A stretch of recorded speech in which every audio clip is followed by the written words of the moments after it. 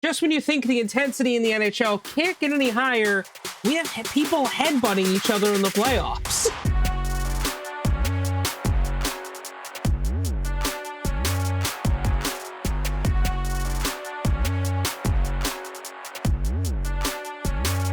Hello, everyone, and welcome to a very special playoff edition of the Pucked Up Podcast.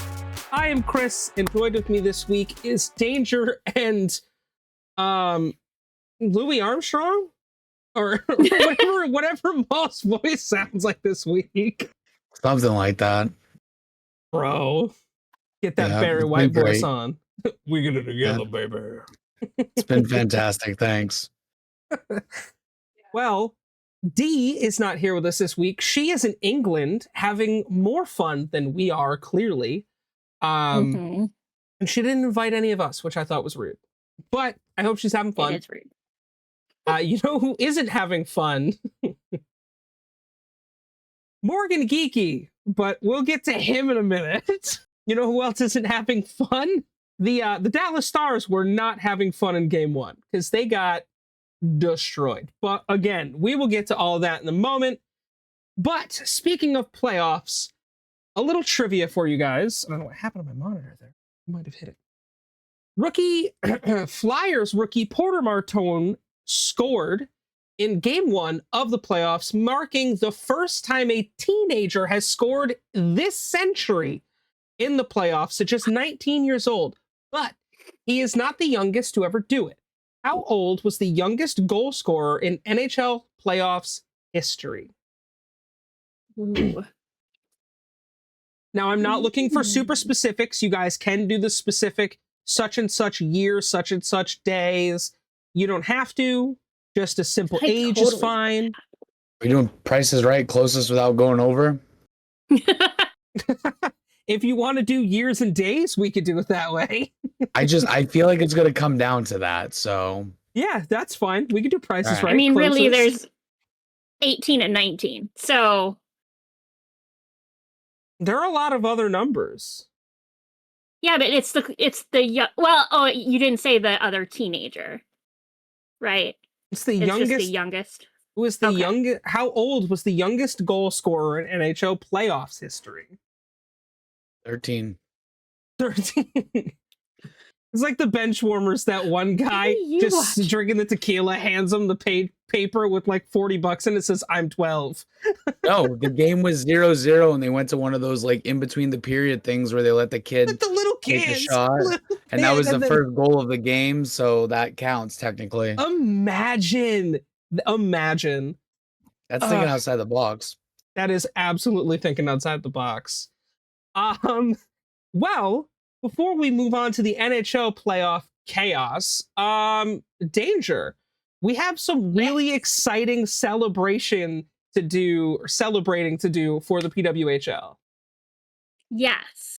So, that league, it's not just thriving. It is currently exploding, and the timing couldn't be better with their playoff race going absolutely feral right now.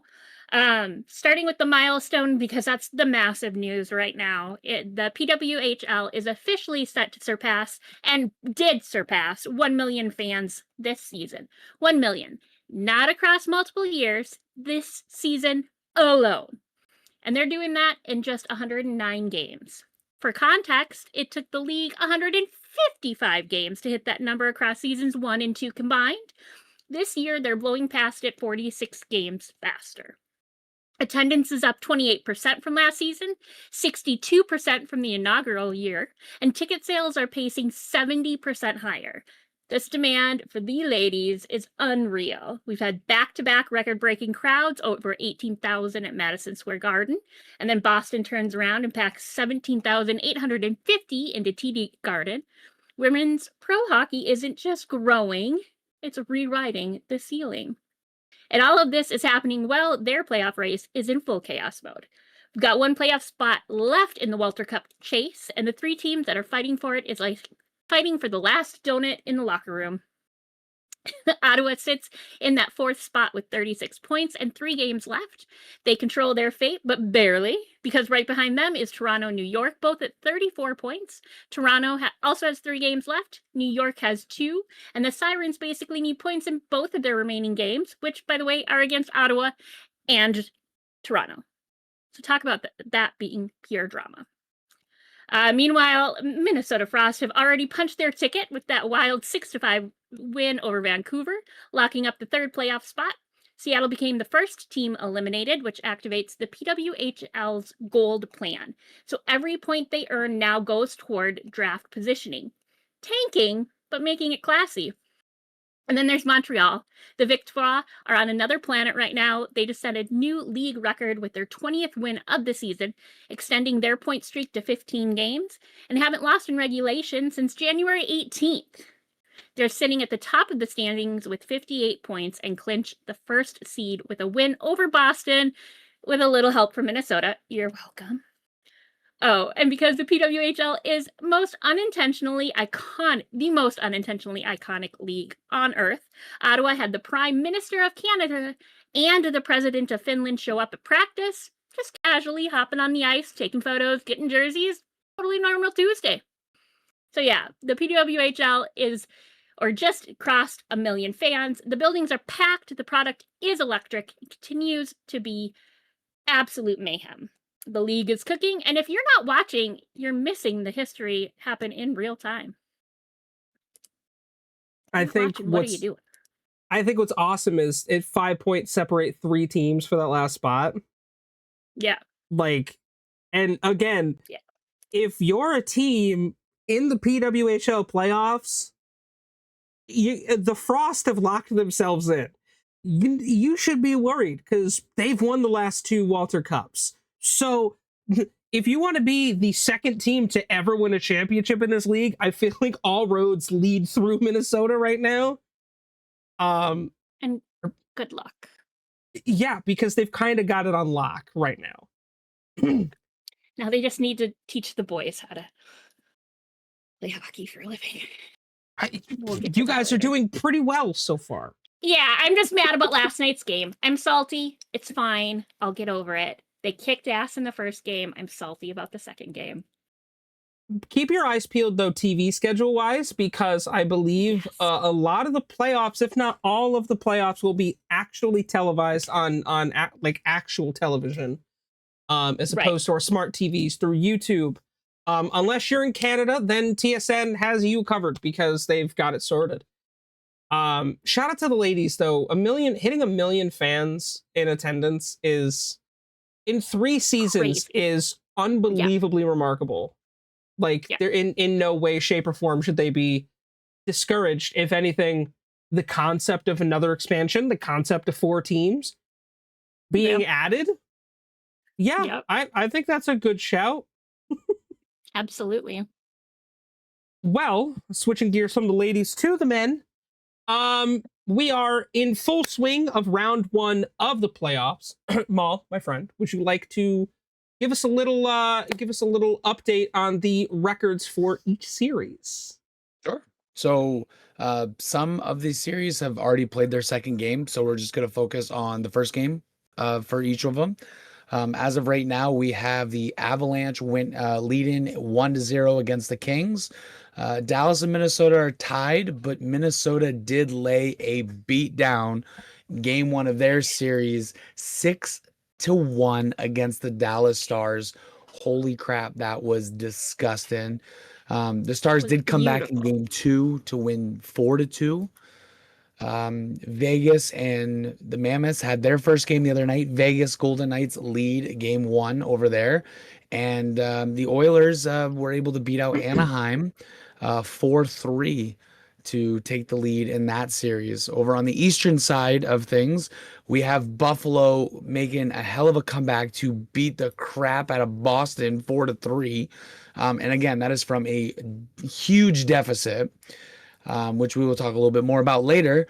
We have the Canadiens beating the Tampa Bay Lightning, Carolina Hurricanes destroying the Ottawa Senators, and the Battle of Philadelphia is very one-sided right now with the Flyers dominating Pittsburgh.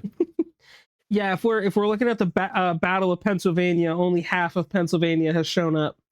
Yep. And the other half is planning their golf trip, They must be. Apparently.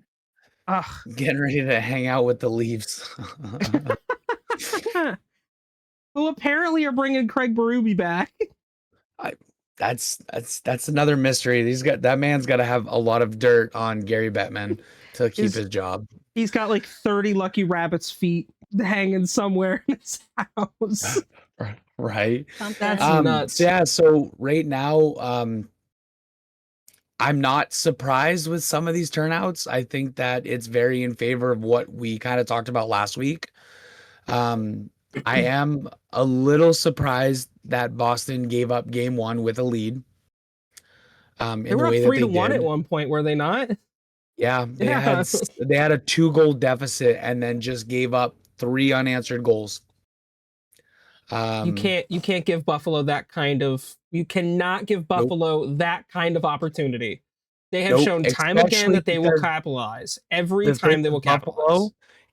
Buffalo fans are almost as crazy as Boston fans, and with how close the Bills almost made it to the Super Bowl this year, yeah, those fans are itching. Buffalo is itching to bring home some sort of championship this year.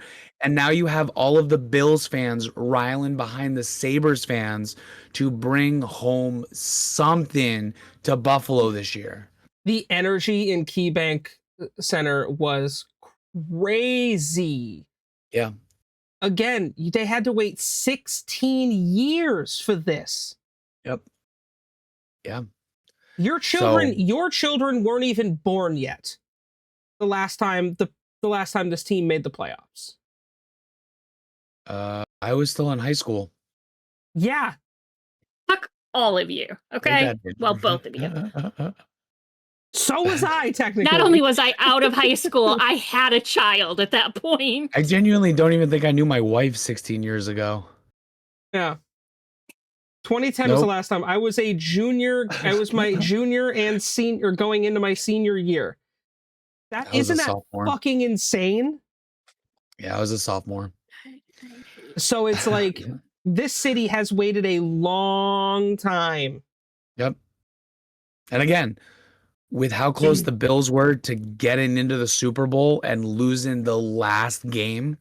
Well, it's just how close they've been the past few Every years. single one of those fans are now bandwagon fans for the hockey team, and they are supporting the hell out of the Bills Mafia is supporting the hell out of the Sabres right now. And it's on a side note, say I want to party with the Bills Mafia because they seem like a hell of a crowd. They go hard. They go hard. I don't even want to go to the after party. I just want the pre-party.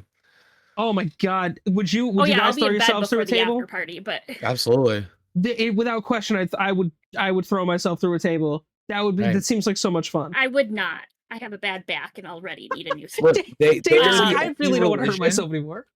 They are the only religion unless then they would pay for it. The Bills Mafia is the only religion that christens children by putting them through tables. That's incredible. Not in WWE. Like, have you seen that? Like, when they they'll take like a baby swaddled and they'll put them through a table. Yeah. Yeah. So they're that crazy. So if Buffalo doesn't want riots, they'll beat Boston. Oh yeah. They overall as a team, this team is significantly better than Boston, and that's no shade to Boston. The Bruins had a good year.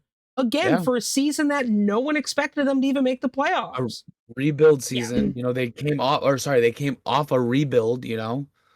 Yeah, and they are in no way, shape, or form a bad team. The problem is if you're looking at top teams in the Eastern Conference, the Buffalo Sabres are the best team in the Eastern Conference, in my opinion. Yep. Yeah. Absolutely. So I'm happy with how some of these are turning out. I love to see the Canadian teams take the lead in some of these. It's nice that hopefully we may have a chance for Canada to bring the cup back this year, but I don't think this is going to be our year. There's 3 teams. One of them I really don't want to go past the first round, but I don't think the team they're playing is going to put up much of a fucking fight. So I do want to give a shout out, and Danger's gonna be upset at me. I do want to give a shout out to the Stars because coming back from a 6-1 loss and tying the series, like people say Yeah, but that, now they have to play 2 games in Minnesota, but hey, yeah, which the they fact that don't have a they good record didn't, in the Minnesota. fact that they didn't crumble and fall apart after such a hard defeat. Look at the Penguins. The Penguins lost by 1 in game 1 and then didn't get a single Fucking goal in game didn't 2. show up the second game. Exactly. So the Dallas could have done the Yes. same thing, but they had a I completely know, I different really, conversation really in their locker tried to room wish for it. about, hey, we just got our shit pushed in. Let's fix it. Let's go back and Yeah. let's fight for this. And you Let's never prove want why to, we were one of the number one top teams in the NHL, and they and you never showed want to up. lose 2 games at home. You never Yeah. want to lose your first 2 at home because Right. that sets a precedence that you have to now crawl back from. And Yeah. if you struggle being away, then that puts a significantly higher pressure. So I agree. Coming back and actually like playing as well as they played, and no Yeah, but disrespect to the Wild, obviously they played well too, but it's a sometimes you lose one. I have full confidence though. At least I think this series goes to 6 or 7 because these teams fucking battle it out. I Yeah. would not be shocked to see them split in Minnesota. I I do foresee us splitting in Minnesota, and that could fuck us over because then the next game's in Dallas. In Dallas, right? so they'd have And to if do we what they split did the in last game. Minnesota, it's going to be really hard to win in Dallas to get to Yeah. 7. yeah. So as But- of right now, the only game that's being played currently, let me just double check to make sure that I'm correct on this. It looks like as of right now, the only game that is being played is the Tampa Bay Lightning and the Montreal Canadiens for game 2. The Bruins are about to start game 2. Bruins and Buffaloes are about to start game 2, but it looks like the only one that's actively being played right now. Oh, Canes and Senators will be starting, and Canes don't play tonight. no, it's tomorrow. Tomorrow. Yeah, Let's say tomorrow. those Sorry, I read games are that. tomorrow. Yeah, I read that wrong. So right now, the Montreal Canadiens and Tampa Bay Lightning are the only team actively playing at time of recording, and Tampa Bay is up 1-0. With the one shot on goal. That says Yep. it's like So okay. we may have the series And come they're on back a 1-1. 4-on-4 right now for 2 minutes. Yeah. So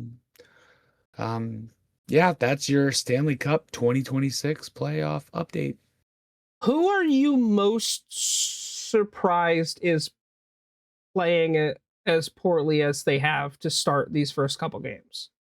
I would say, honestly, the Sens. I would expect them to give a little bit more of a fight and not go down 2-0. Yeah, I think That's last kind night of disappointing. game 2, I think, was their showing up party because that took 2 overtimes. Right. That was a very close game. I'm kind of disappointed that they're losing, just because number one, they're a Canadian team, and 2, I mean, they're the other half of Ontario. And Yeah. don't get me wrong, I like the Hurricanes and I'm glad that they're doing good, but I'm just surprised the Senators haven't really seemed like they've put up a fight so far. I think it's kind of embarrassing. Yeah, and again, it's tough to go up against a team so good. Like they're that you gotta play the Hurricanes right off the rip, who have been top 10, top 5 in the league all year. Like they are brutal. I'm shocked at the Penguins. I don't know about you guys, but I am genuinely shocked. They look like I was gonna they say. have no fucking idea what they're doing. Yeah. I mean, the first Me game too. I again, first wholeheartedly game was agree. close, but you go down 2-0 in and you get beat 3-0. Where was Skinner?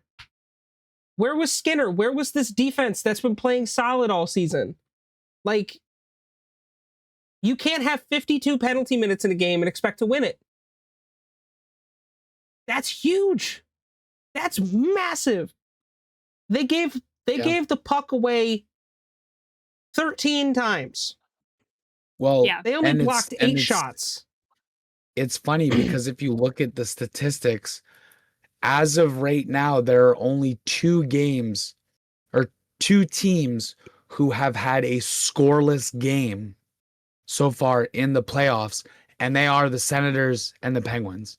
Yeah. They both lost one of their games each without Yeah, but getting a single shutout. goal. How do you do that when you get to, if you're a team that got to the playoffs? That is I such know. a hard thing to achieve, and you just had a goalless game. You should be ashamed that you had that bad of a piss poor performance in the playoffs. Yeah. No, I just, how do you, and again, this is a situation. How do you bounce back from dropping 2 at home? You got to Call go play in Dallas. Philly now. Call Dallas. I mean, they took a beat down game 1 and came back in game 2. Yeah. Ask Yeah, them but they what paid the off hell the they talked refs. about in that stupid locker room that got them to come back the way they did. Yeah. I Paying off the refs. Get Bugs Yeah. Bunny to give you some of that special juice and let's figure it out. I think ref consistency is a question too, because game 2 for the Penguins Flyers, they called a lot of shit. And from the They sounds called a of it, lot there of were a lot of missed calls in game 2 for Minnesota and Dallas. There were. And there were some calls, like Taranen took a nasty hit from Blackwood. I think I might be wrong on that. It might have been Jamie Benn. It might have been somebody else. I'm particularly mad at Blackwood and Ben right now. But there were a lot of calls that should have been made, I think. Some calls I wouldn't have made personally, and not just against the Wild. Mostly against the Wild because we got more penalties in game 2 than Dallas did. But Dallas came out nasty in game 2 and they played dirty, and they were definitely, I think, paying attention to where the refs weren't looking and being fucking nasty. And I hate, like, I'm all for fights in hockey. We've had that conversation a million times. I love that. I love the competitiveness, but I don't like playing dirty, and I don't like intentionally hurting players. Now, Yeah. the Taranen hit, I wasn't intentional, I don't think. I just think Taranen didn't see the Dallas player coming. The Dallas player also may not have seen him there. By the way it looked, they were both looking away and they both hit the ice really hard. It just took Yeah. Taranen out for the season, according to the injury list. We'll get to my theory on that later. But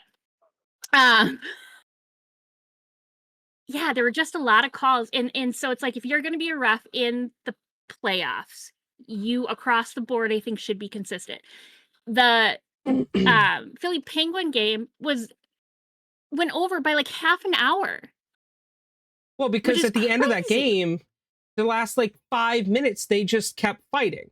You had 2, 3, 4, 5, 6 players with 10-minute misconducts. 6 in the last 4 minutes of the game. I'm like, or even in the last 2, they had people with 4-minute penalties. 2 minutes, and it's like, yeah. And it's like, okay, like, that's fine, but like, there's no reason, unless you're going into overtime, for your game to delay my game by half an hour. Right. I get broadcasting, but that's correct, because the Ducks game got delayed because of the Senators Hurricanes game going to double OT. But that game went into overtime. Jesus, that game went into overtime. Yeah. Wasn't that the one that went into 2? Speaking of games that got delayed, this is kind of home for me. So my home ECHL team's in the playoffs. Game 1 of the playoffs was delayed an hour because the other team forgot their jerseys. Oh God. They were warming up in Mariners jerseys that were turned inside out. That's fucking so wild. Funny. I was like, how the hell did you make it to the playoffs and you still can't remember your jerseys? Now, granted, they were only like an hour and a half away, so they were able to get them quickly, but it's like, yeah, how'd you forget your jerseys? That equipment manager's getting fired. I was going to say, how quickly do you think that equipment manager got replaced? Oh, so quick. That's Which crazy. sucks. Yeah. So I Because just you know that I was isn't just on talking about point. delays and stuff. So I thought that was kind of funny Yeah. that that game got delayed, and it was great because the team mascot is a uh, oh, what the hell are they? Some stupid bird. His name is Pelican. Or no, sorry, his name is Beacon. He's a what the A it's pelican? Some sort no, of he's that stupid bird. what's the bird that has like the little beak that lives on the coast, the black and white bird? I can't think of the name of it right Toucan? now. What? Toucan? A seagull? No, toucans live in the friggin' A rainforest. Amazon. Well, it's not a penguin. No, it's not a penguin. I'll figure out. I'll get lives back on to the him. Anyway, coast. there's a funny picture of him with a cardboard sign that looks like he's homeless and it says "Got jerseys." That's pretty That's good. That's amazing. That's Do you see good. the picture? I No. didn't. You're gonna have to send it if you can find it. You guys are playing the Adirondack Thunder. The Savannah Ghost Pirates made the playoffs. That's badass. They did. There was a lot of good teams in the playoffs. I wish you could find ECHL games easier. Oh no, you know what? They're all broadcasted on Flow. He's a puffin. Oh, Puffin, that's right. Puffin. Told you it's a stupid That makes bird. sense now. It's a stupid bird. That stupid bird that lives on the coast. Yeah, Puffins are wild. puffin. You, Yeah. you know who I think really showed their true colors and how far they really need to come before they become an actual contender is Anaheim. You blow a lead in the third period, and we had fucking players falling down on defense on a break that allowed a goal. Like it's been nonstop, just goal city for opposing teams against Anaheim. I am not sold on this team still. Because yeah, they made the playoffs. That's awesome. But first off, that division is fucking atrocious. Let's be Right. real. It is. Honestly, it is. An AHL team could probably have won that division. It's that bad.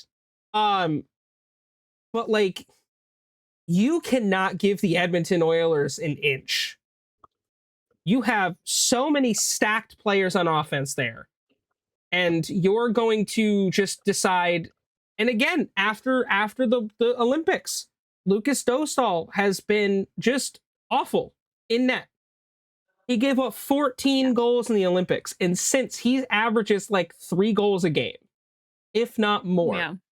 And it's like, you need to step the fuck up. If you're going to be number one and you're supposed to be the guy behind in between the pipes for this team in the net, and they're a young team. He's like 25. Okay, young. Still got a lot of chance to develop. But I'm like, I am disappointed because they played well in the first 2 periods. Period 3 came around and I just saw it and I was just like, they're just I just have a gut feeling they're gonna fucking blow this. And they did. Yeah. And it's like, I don't know what's next. I don't know what to watch tomorrow. But I just don't know if I'm gonna want to watch. That's kind of where, like, I don't know if I want to be this embarrassed. Yeah. And it's sad because, like, we should be celebrating the fact that this team made the playoffs for the first time since 2017. It's been almost 10 years, but it's really hard to celebrate when that stuff happens. Right. It would be like, Maul, I always hate to harp on the Leafs, but it's like, how discouraging is it every year your team gets there and just gets knocked out first round? That's incredibly discouraging, right? Yeah, you kind of get used to it though. Yeah, I'm just like, ugh, just fucking disappointed. Disappointed. Oh, absolutely. Yeah. Absolutely it is, because you work so hard to get there just to throw it away. Yeah. It's sad. Speaking of sad, Maul, you have our offside opinion. All right. So offside opinion is, I want to talk about the piss poor performance of Morgan Geeky during game 1 of the Boston Bruins versus Buffalo Sabres game when I'm not going to say 100% did, but it looks like he intentionally threw the game by not taking a empty net shot that he has been making all season long. Yeah. They were up a 3-1, a 2-goal deficit, and that would have put them at a 3-goal lead had he made that shot, and he didn't take it. He choked in such a pivotal moment, and I think that is the biggest flop of the Stanley Cup playoffs so far. Yeah, I mean, and the worst part is when you look at it in game 1, he had a goal and an assist. So I mean, it's not like it's not like he wasn't performing. He had 2 points already. So like you have the opportunity, and I'm pretty sure the goalie had blocked. It was the goalie had missed or gone for a block and a pass, and the net was just wide open. Yeah, Wide and open all day. He didn't take the shot, and I was just like, that is textbook 101. You catch a rebound, and the goalie is out of position. You have a free net. Take the shot. Take the shot, please. And like he has, and you can correct me if I'm wrong, but I'm pretty sure he's had a career best season. Like regular season stats I pulled up were 39 goals, 29 assists, total of 68 points. Geeky's had a great 22 year. Penalty minutes. He's had a great year. So it's like what happened for him to not? Did he just not register that he was wide open? Like, did he not? He wasn't feeling well or something. Like, I don't know how you could his miss brain that just because didn't proper. I mean, he literally had an hour to make a decision. That he did have ample amount of time, and it just. I mean, you could have had the Zamboni clean the ice in the amount of time it took for him to react to that. For Luukkonen to get back up. Yeah. I think this is the tale of what the playoffs might be for the Bruins this year. You definitely. I hope their coach went back and was like, brother, what the fuck was that? What were you doing? Because honestly, can't miss on those. Dude, that's important, bro. You can't miss on that shit. You can't miss on that shit. No, so, and that literally would have been a very big goal for Boston. Correct. Because you lost by a goal. There was your goal.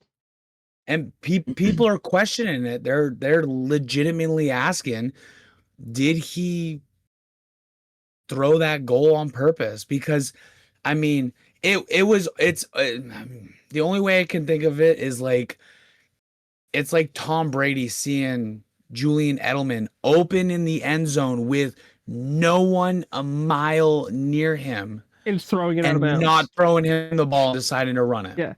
Yeah.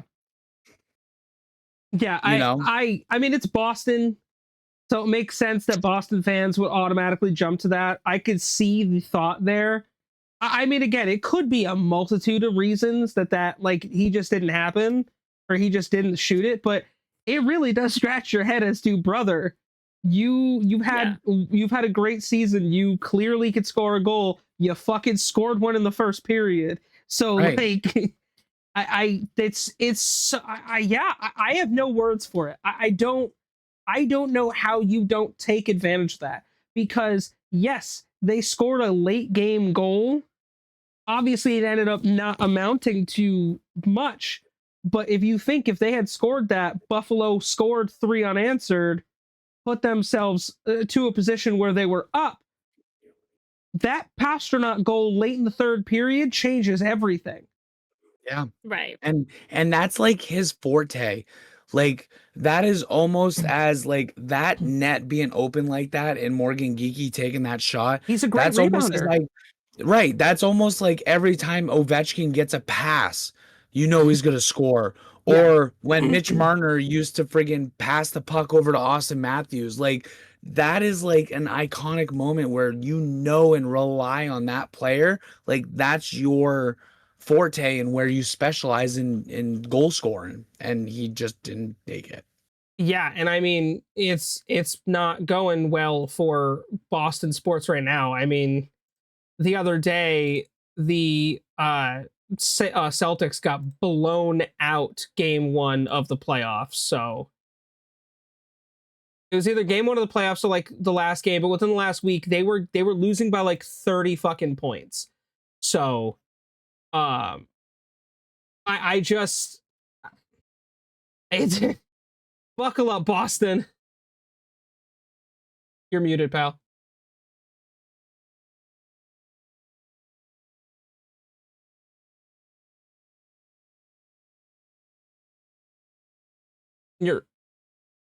I think you're muted. Awkward. There we go. I was like, wait, you're muted. Here's a link to the video. It's 11 seconds long, and you see how long this man had to take this shot and how blatantly obvious it looks like that he just intentionally didn't take it. I mean, he had, yeah, I think the only thing, no, you know what? Yeah, he would have had to lift the puck because there was a defender stick immediately right there. But I mean, again, that's God. Yeah. Either way, you have an open net. Even if there's a defender stick there, take the shot. Because then he tries feeding it in, and then it ends up just not even going anywhere. So Right. yeah, it's not. You got to take the fucking shot. You have to. I wonder. We will see. I guess where this goes, but yeah. Let us know in the comments what you think on that. Because I don't care if there is there is a defender stick in front of you. You can lift the puck. This is in the 80s. People know how to do that now. Yeah. Danger. Do we have any naughty boys? I know we probably have some hurt boys, but do we have naughty boys? Well, we do have a naughty boy, and I kind of want to ask a question regarding it. But on April 19th, Sean Druzy from the Utah Mammoth headbutted Rasmus Anderson and was fined the maximum allowable of $5,000, right? Should he have been suspended? Yeah, probably. I mean, listen, I respect Sean Dursey, great player, but bro, you cannot be headbutting motherfuckers. It was like a little bit, like it didn't look super hard, right? But like, what are you thinking? You're in front of the linesman. Literally, he's holding on to you. And you go, like, you dipshit. You know when we say they're going to call that 10 times out of 10? That's one of those situations where 10 times out of 10 they're calling it. Yeah. Oh, yeah. And they have to. But, like, he should have been suspended. At least a game. I think a game is at least one. Acceptable. At least one. Maybe 2. You don't have to take him out of the whole round, right? 1 or 2 is fine. At least one. I mean, I'm glad he got some sort of punishment, but $5,000's not a lot for players like him, right? Like,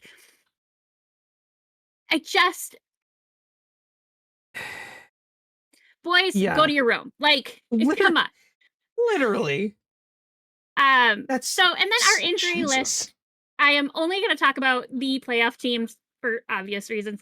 I have a theory, though. Well, Chris, I actually have to credit Chris with the theory. Because I noticed my favorite players on this list, Matt Zuccarello, who got hurt in game 1 against Dallas, because fuck them. Sorry, them. Duck. Quack. Anyway. Oh, we're adults. You can say the fuck word. I know, but don't you normally put the quack over it when I swear a lot on here? No. That's for first minute, and dolphin noise is for the C word. It's the only one I've ever dolphin noised. Nice. As you should. But all of the players that are injured are listed as out for the season, right? Yeah. So that freaked me out when I saw Zuki on there. I clicked on him, and when I clicked on his little thing and looked, it said he is day-to-day for game 3. So Chris and I were talking about it prior to recording. And he was bright enough to come up with the idea of, well, the regular season's over, so yeah, technically they're out for the season, right? So take these with a grain of salt. Hopefully by the next episode, I'll have time to kind of prep my list in a little bit more strongly, because I have a job and I didn't notice this until after I work. So for the Anaheim Ducks, we have Ross Johnston out with a lower body injury. Again, like I said, says he's out for the season. I don't know what the deal is there. For the Boston Bruins, nobody is currently hurt. For the Buffalo Sabres, we have Noah Ostlund, Justin Danforth, and Sam Carrick. Noah is out with an upper body injury. Justin Danforth is out with kneecap injury. That one's probably legit out for the season. And Sam Carrick is out with an arm injury. Nobody listed for Carolina or Colorado. For the Dallas Stars, and I hope these are both true, out for the seasons, Nathan Bastian out with a hand injury, and Rope Hintz out with a lower body injury. For Edmonton, we have Adam Henrique with a lower body injury, and Max Jones also with a lower body injury. Nobody for Los Angeles. For Montreal, we have Noah Dobson, upper body. For the Minnesota Wild, we have Mats Zuccarello, upper body. Yakov Trenin, upper body. He kind of he came off, his nose was bleeding when he got off, because like I said, it was a hard hit, nasty hit, clean. Don't get me wrong, I don't think there should have been a penalty on it. But he came, the trainers had to come out on the ice and help him up. He's bleeding from the nose, and then coming out of the medical room, one of the reporters was saying he was grabbing his wrist, and it kind of looked like he might have fallen funny on his arm. So I don't know there either if that's a true. Well, I don't know if any of these are true out for the season or out for playoffs. For Ottawa, we have Tyler Clevin, upper body, and Artem Zub, undisclosed. For Philadelphia, we have Emil Andre and Nikita Gremlin, whatever your last name is, both out with upper body injuries. Nobody injured for the Penguins, so they have no excuse to suck. For Tampa Bay, we have Charlie Edward Dust. I took French. I can't say that. Undisclosed. Pontus Holmberg, upper body. And for Utah, we have Brett Hayton, upper body. And nobody for Vegas, which is scary as hell for me. Okay, thanks. Love you. Bye.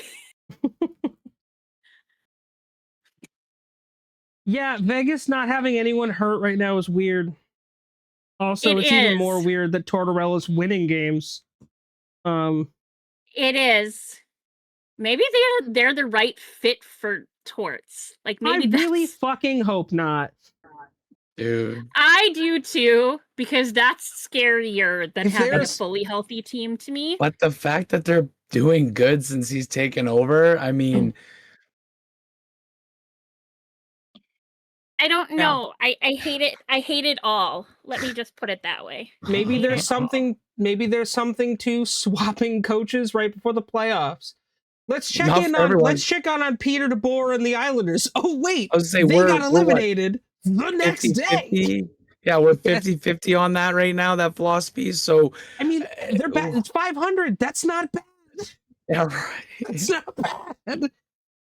Well, before we get to our trivia, let's hit our favorite segment at the end, the obscure NHL player of the week.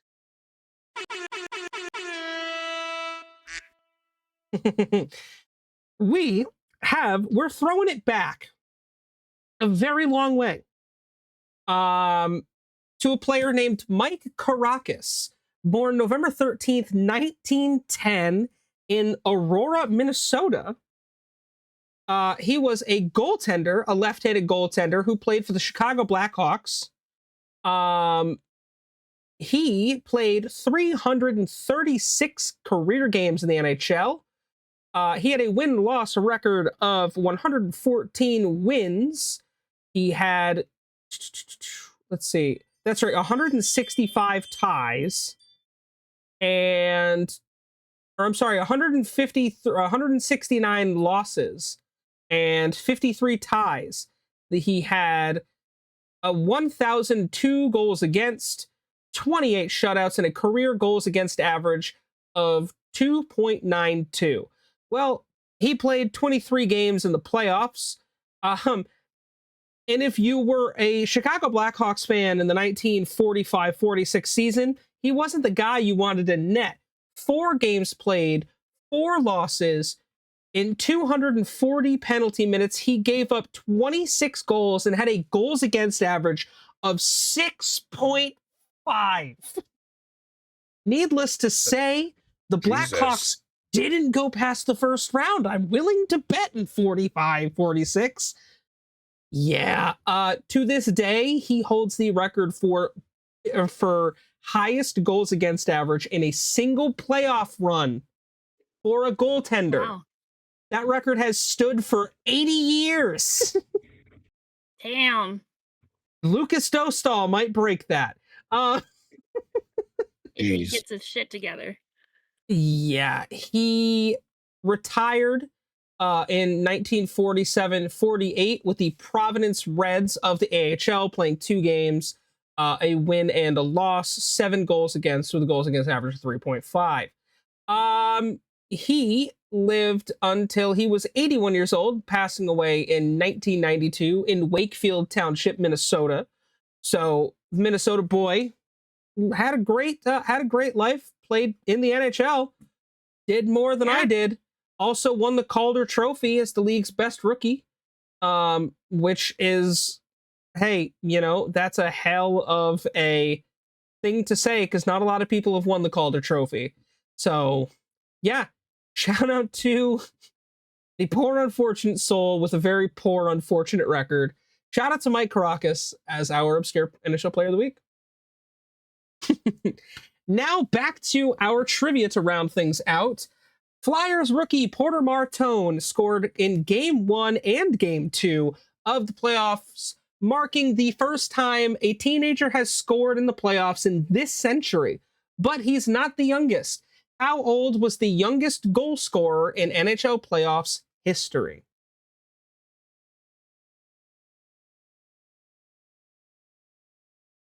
I remembered something during our episode. 17 years, 302.1 Shut up! You days. Googled it. No, I didn't. I There's kid you no not. way you knew that. Nope, 100% did And you're not Google wrong. it. It was 17 years and 292 days. You are both wrong. Those were in the 40s. But Yeah. But Ep Goydolin is the youngest goal scorer in the history of the NHL playoff-wise at 17 years, 102 days. Damn. On March 20, he scored in the playoffs. March 21st, 1943. It is important to note that Ep Goydolin is also recognized as the youngest player to ever play in the NHL. I knew it was going to come down to the days. I knew it. And you lost by 10. But Jack Hamilton was 17 years, 292 days old, also scored a goal that same day. But Bep got him by 100 days.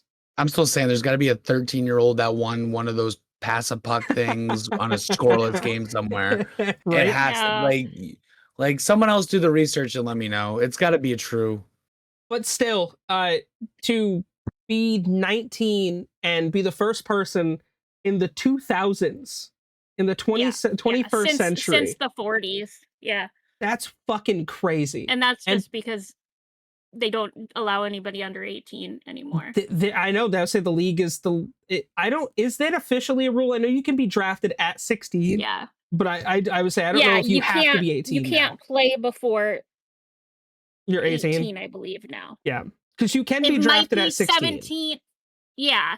But I'm pretty sure it's a rule that you have to be 18 to actually enter. and play on the NHL team versus their AHL team.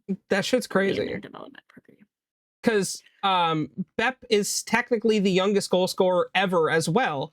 He scored a goal on November 24th, 1942 versus the Blackhawks. So Bep out here making a lot of fucking first times, which again, if the league has mandated, I don't think that record ever gets broken. Yeah, so as of right now, you have to be drafted by 18, and you can only play in the NHL if you turn 18 by September 15th Okay. Oh, of wow. Okay. that year's draft. Season. Yeah.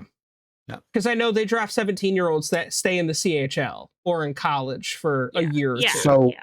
if a Well, Faber was player like that too, I think. Yeah. if a player's 18th birthday falls on September 16th or later, they must Yeah. wait until the following year's draft, which means they would be 19 when they debut. Yeah. Right. Which I think is smart. I like letting someone play at 17 or 16, like they're children still. You know? That's crazy. And knowing how much Right. the CHL brings in and how But big it's that is, But it's that's, funny you know, because good way for them to get practice. speaking of your trivia player, Mr. Bep Goulden, the reason he was drafted and played at 16 years, 11 months is when he first played. The only reason that this happened was because the season occurred during World War II when the Mhm. league faced a massive shortage of players due to military service. And the draft didn't even exist then. The draft didn't start existing until like the 60s, I think, or the 70s. So Yeah. So because they needed players to play in the season because everyone was out fighting World War II, they Yeah.